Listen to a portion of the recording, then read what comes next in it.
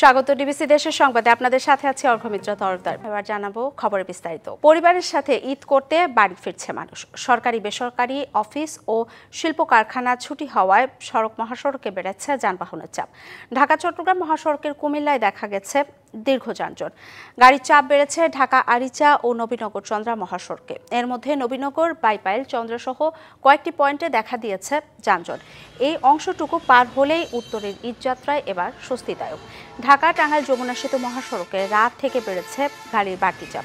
এর মধ্যে মোটরসাইকেল ও প্রাইভেট কারের সংখ্যাই বেশি। অতিরিক্ত যানবাহনের চাপ সামাল দিতে না পারায় যমুনা সেতুতে মাঝে মাঝে ধীরগতির সৃষ্টি হচ্ছে, তবে কোনো যানজট নেই। নির্বিঘ্নে ঈদযাত্রা উপভোগ করছে মানুষ। এছাড়া ঢাকা ময়মনসিংহ মহাসড়ক এবং ঢাকা মাওয়া এক্সপ্রেসওয়েতে গাড়ির চাপ বাড়লেও কোথাও যানজট নেই, তবে পদ্মা সেতু টোল প্লাজায় দেখা দিয়েছে মোটরসাইকেলের দীর্ঘ সারি।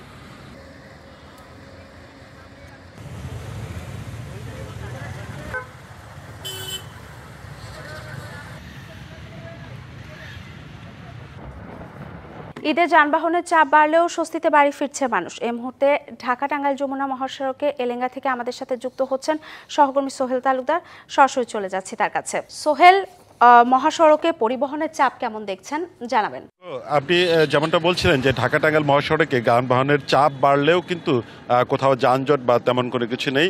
তবে মহাসড়কের যে বিষয়টি আমরা লক্ষ্য করেছি, আমরা গতকাল যেটি বলেছিলাম যে 33,000-এর মতো যানবাহন পারাপার হয়েছে, টোল আদায় হয়েছিল 2,80,00,000 টাকার মতো। কিন্তু আজ মাত্র 2,000 যানবাহন বেড়েছে, কিন্তু টোল আদায় কমেছে 2,65,00,000 টাকার মতো। তার মানে টোল আদায়ের যে এই যে পরিমাণ, সেই পরিমাণটি বলে দিচ্ছে যে এই মহাসড়কে কিন্তু যে গণপরিবহন যেটি, সেই গণপরিবহনের পরিমাণ কমে এসে মোটরসাইকেল বা ব্যক্তিগত যানবাহন যেগুলো, সেগুলিরই আধিক্য দেখা দিয়েছে।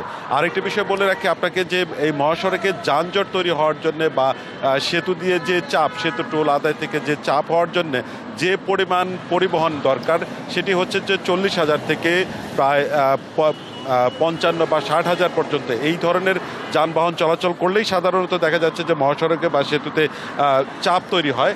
কিন্তু আমরা গত কয়েকদিন ধরেই লক্ষ্য করছি যে ঈদ যাত্রায় সেই চাপটি একেবারেই নেই বললেই চলে। তার মানে যেটি আমরা যাত্রীদের সাথে কথা বলে জানতে পেরেছি, সেটি হচ্ছে লম্বা ছুটির কারণে ভেঙে ভেঙে যাত্রীরা যাচ্ছেন, যার ফলে যে একেবারে মহাসড়কে একযোগে যে চাপ সৃষ্টি হওয়ার যে বিষয়টি, সে বিষয়টি এবার পরিলক্ষিত হচ্ছে না।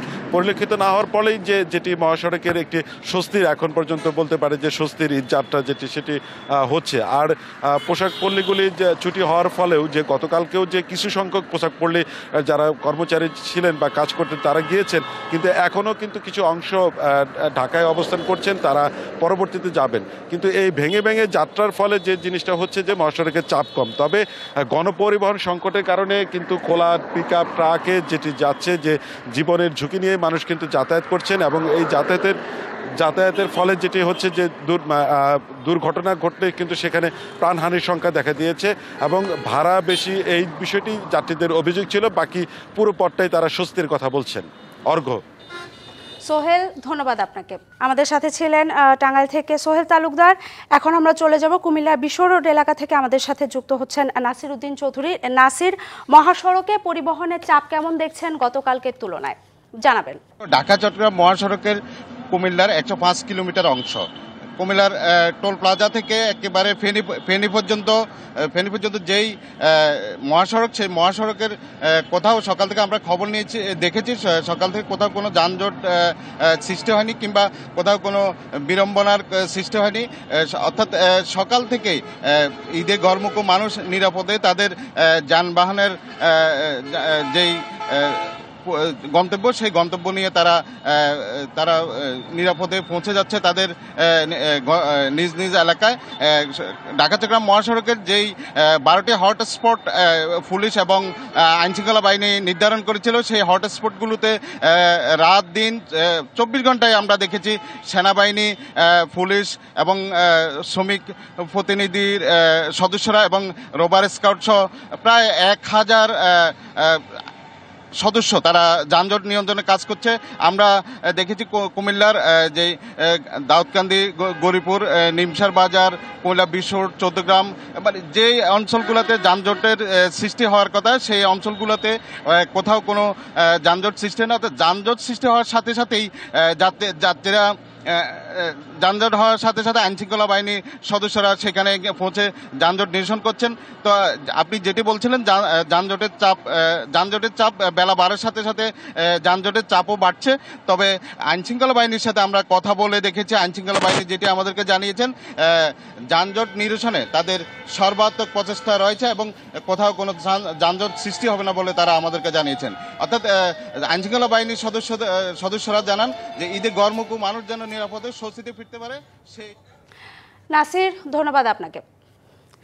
আমরা এবার চলে যাব মুন্সিগঞ্জে। মুন্সিগঞ্জ প্রান্তে রয়েছেন সুজন হায়দার জনি। জানাবেন আপনাদের ওখানে ভিড় কেমন দেখছেন যানবাহনের? মধ্যেই শুরু হয়ে গেছে, কারণ গতকাল সর্বশেষ কর্মদিবস ছিল এবং কর্মদিবসের পরে আজকে থেকে ছুটি শুরু হয়েছে।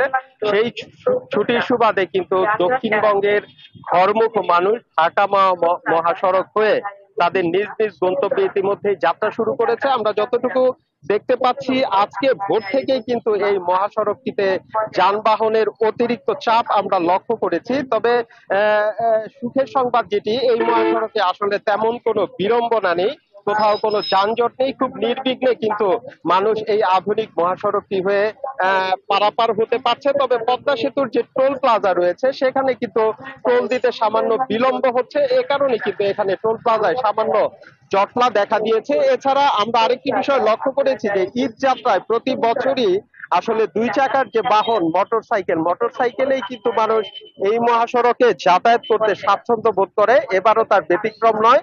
আমরা দেখতে পাচ্ছি যে অসংখ্য মোটরসাইকেল যোগে হাজার হাজার মানুষ কিন্তু দক্ষিণবঙ্গের দিকে যাত্রা করছে স্বজনদের সাথে ঈদ পালন করার জন্য। তো সর্বোপরি যেটি বলা যায় যে এই মহাসড়কে আজকে যানবাহনের চাপ বৃদ্ধি পেলেও কোথাও কোনো বিড়ম্বনা নেই, যানজট নেই, নির্বিঘ্নে কিন্তু মানুষ যার যার গন্তব্যে ঈদ যাত্রা উপভোগ করছেন এবং স্বজনদের সাথে ঈদ পালন করার জন্য নিজ গন্তব্যে যাত্রা শুরু করেছেন। তো এই ছিল ঢাকা মহাসড়ক থেকে আমার কাছে সর্বশেষ তথ্য।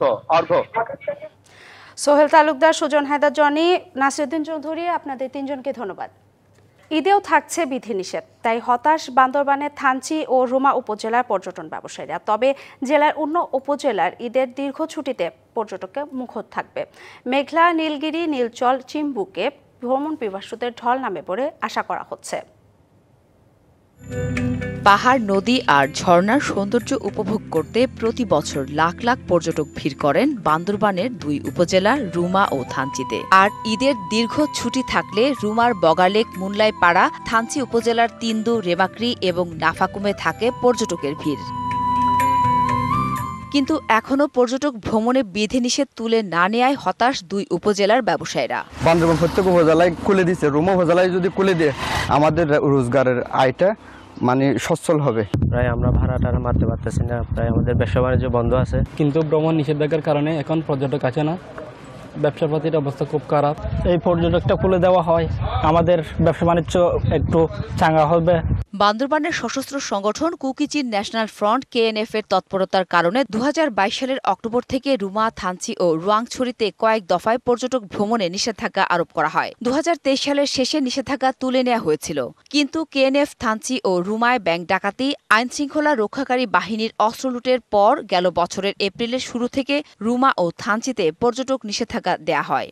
KNF এর কারণে ভ্রমণ নিষেধাজ্ঞার সাথে আরও কয়েক ধরনের নিষেধাজ্ঞা এসেছে।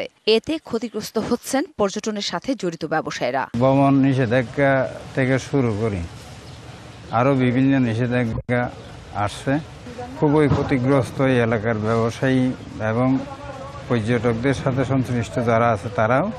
রুমা উপজেলার অর্থনৈতিক ক্ষেত্রে পর্যটন খুবই গুরুত্বপূর্ণ ভূমিকা রাখে। তাই পর্যটন ব্যবসার সাথে জড়িতদের কথা চিন্তা করে বিধিনিষেধ তুলে নিয়ে পর্যটকদের জন্য খুলে দেওয়ার কথা চিন্তা করা হচ্ছে বলে জানিয়েছেন উপজেলা নির্বাহী কর্মকর্তা। সেই ব্যাংক ডাকাতির পরের ঘটনার পর থেকে আবার হচ্ছে এখানে যেহেতু পর্যটন নিষিদ্ধ, পর্যটন কিভাবে ফিরিয়ে আনা যায়, এখানে আসলে রিস্কগুলো কি আছে সেগুলোর কাজ চলতেছে। দ্রুত বিধিনিষেধ তুলে আবারও পর্যটন মুখর হয়ে উঠবে রুমা ও থানচি, এমনটাই প্রত্যাশা দুই উপজেলার পর্যটনের সাথে জড়িত ব্যবসায়ীদের। DBC news desk. জাটকা সংরক্ষণে নিষেধাজ্ঞা মানছে না ভোলার জেলেরা। প্রশাসনের চোখ ফাঁকি দিয়ে চলছে মাছ শিকার। এতে নিষেধাজ্ঞার সুফল পাওয়া নিয়ে দেখা দিয়েছে শঙ্কা। তবে জেলেদের অভিযোগ বিকল্প কর্মসংস্থানের অভাব ও সরকারি সহায়তা না পেয়ে মাছ ধরছেন তারা। 1 মার্চ থেকে 30 এপ্রিল পর্যন্ত ভোলার তেঁতুলিয়া ও মেঘনা নদীর মোট 190 কিলোমিটার অঞ্চলে মাছ ধরা, মজুদ ও বিক্রিতে নিষেধাজ্ঞা দেয় সরকার। কিন্তু বাস্তবতা ভিন্ন। দিন দুপুরে জাটকা সহ বিভিন্ন প্রজাতির মাছ শিকারে জেলেরা। চলছে প্রকাশ্যে কেনাবেচাও। জেলেদের অভিযোগ, নিষেধাজ্ঞার সময় সরকারি বরাদ্দের চাল ঠিকমতো পাচ্ছেন না তারা। সেটা অভাবের কারণে কিন্তু আমরা নদীতে যাই, কিন্তু জেলেঘাট আমরা পাই না। কিন্তু জেলেঘাট পায় কারা? রিস্কালারা, বড় বড় নেতারা, হেরা নিয়ে বিক্রি করে খেয়ালে। এই 2 মাস আমরা পুরো কষ্টে চলতে আছি। আমরা কোনো একটা আল্লাহ রাস্তার মাল পাই না, কোনো একটা জায়গাট পাই না। এই জন্য আমরা এই নদী যাইতে আছি কিস্তির কারণে, এই সংসারের কারণে। আমরা চাল টোল পাই নাই, কিস্তি চাইতে কষ্ট, আমরা এই কারণে আমরা জাল পাই। হালকা কিছু মানুষ নদীতে যায়, কিন্তু যে পরিস্থিতি আমার চাল ভাত না দিলে আমরা যাইতে হবে, এছাড়া করার কিছু নেই। আর জেলা মৎস্য কর্মকর্তা জানালেন, জেলেদের মধ্যে চাল বিতরণের কাজ চলছে। মাছ ধরার ঠেকাতে চালানো হচ্ছে নিয়মিত অভিযান চলছে। এ যাবৎ আমরা প্রায় 10 লক্ষ মিটার কারেন্ট জাল এবং আদার্স আরও প্রায় 450 আমরা চরগড়া বা অন্যান্য জাল আটক করেছি। আগামী 1 সপ্তাহের মধ্যে আমাদের সকল জেলেরা, এখানে 89,600 জেলে আছে, সবাই চালটা পাবে। ভোলায় নিবন্ধিত জেলে আছেন 1,70,283 জন। চলতি অর্থ বছরে এ জেলায় ইলিশ উৎপাদনের লক্ষ্যমাত্রা ধরা হয়েছে 1,85,000 metric ton. DBC news desk. সুনামগঞ্জে দোয়ারা বাজারের সুরমা নদীতে ড্রেজার মেশিন দিয়ে বালু উত্তোলনের কারণে বিলীন হচ্ছে তীরবর্তী কয়েকটি গ্রাম। গ্রামবাসীর অভিযোগ, যৌথ বাহিনী 23 জনকে গ্রেপ্তার করলেও পরদিনই জামিনে বের হয়ে আসে অপরাধীরা। আইনজীবীরা বলছেন, জামিনযোগ্য ধারায় মামলা দেয় আসামিরা জামিনে ছাড়া পায়। এতে বাড়ছে অপরাধ প্রবণতা। কয়েক বছর ধরে নদীতে অবৈধ ড্রেজারে বালু তোলার কারণে ভাঙনের আতঙ্কে দিন কাটে সুনামগঞ্জের দোয়ারাবাজার উপজেলার সুরমা ইউনিয়নের গ্রামবাসীর। সোনাপুর গ্রামের পাশেই হরিণাপাটি গ্রাম। এই 2 গ্রামের চাঁদাবাজ চক্রের সহায়তায় নদীতে রাতের আঁধারে চলে বালু তোলার কাজ। কিছুদিন আগে যৌথ বাহিনীর অভিযানে গ্রেপ্তার হয় 23 জন। পরদিনই জামিনে ছাড়া পেয়ে যায় সবাই। আমরা কত আমরা সারা ভাঙ্গা নিছি কি, আমরা জায়গা জমি নাই, আমরা তো কয় যাইতাম, এর কোনো সিদ্ধান্ত নাই। গত প্রায় 5 বছর ধরে নৌকা বালু হরিণাপাটি মাছি অবৈধ কাজ করি আনে। এখন খাইতে খাইতে আমরা গ্রাম আইছি। এরা গিয়া প্রতিবাদ করে নৌকা মনে হয় বছর 2 বছর ধরে দইরা না, স্টিলের নৌকা, বড় নৌকা, মানুষ উদ্যান না, তারা থানা কিনা পৌঁছা। মামলা দুর্বল হবার কারণে অপরাধ প্রবণতা বাড়ছে বলছেন আইনজীবীরা। যে মামলা দায়ের করে সেই মামলাগুলো যদি একটু শক্তভাবে যে নন ভ্যালুবল সেকশনের মাধ্যমে নিয়ে আসে বা স্পেশাল অ্যাক্টে নিয়ে আসে বা পরিবেশ ধ্বংস করতেছে এই ধরনের অভিযোগে নিয়ে আসে, তাহলে তারা জামিন পাবে না। বালুমহাল আইনে অপরাধ জামিনযোগ্য হওয়ায় আসামিরা ছাড়া পেয়েছে দাবি পুলিশের। বালুমহালের যে ধারাটা, এই ধারাটা আসলে বেইলেবল সেকশন, আসলে হয়তো বিজ্ঞ আদালতের বিষয়টা।